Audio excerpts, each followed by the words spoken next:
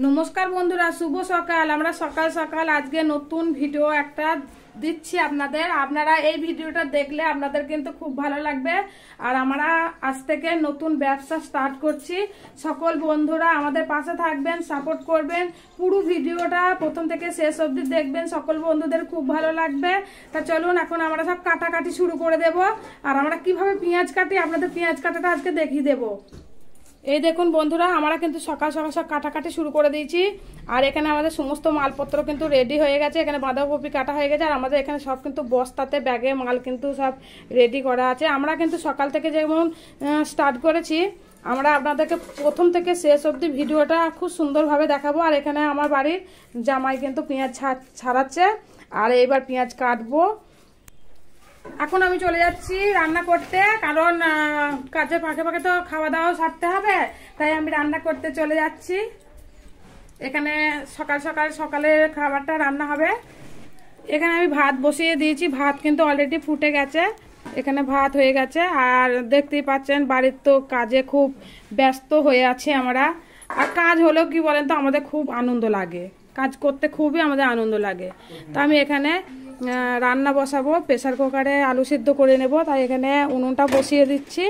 পেঁয়াজগুলো খুব ভালো করে ধুয়ে নেওয়া হবে, তারপরে কাটবো। ছোট ছেলে বাড়ি চলে এসছে বাজার থেকে। কিনে এসছো বাবু?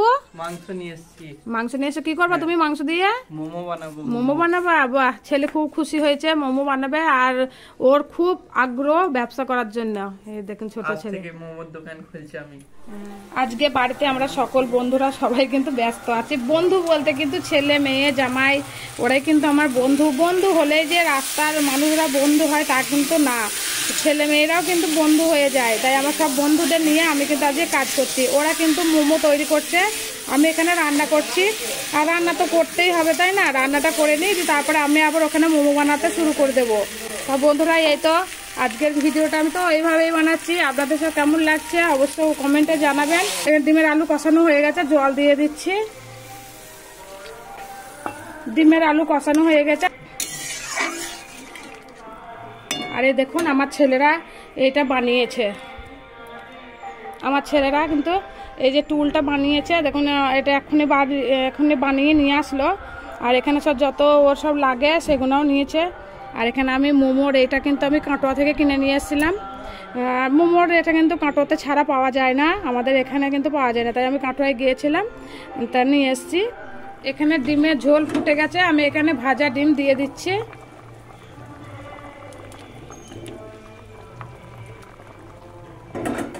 এখানে একটা ডিম ফেটে গিয়েছিল, তাই আমি আবার এই ডিমটা বাটিতে করে সেদ্ধ করে নিয়েছি। তাই এরকম হয়ে গেছে। তাও এটাও তো ডিম সিদ্ধর মতনই হয়েছে, দেখতেও ভালো লাগছে, আবার খেতেও ভালো লাগবে।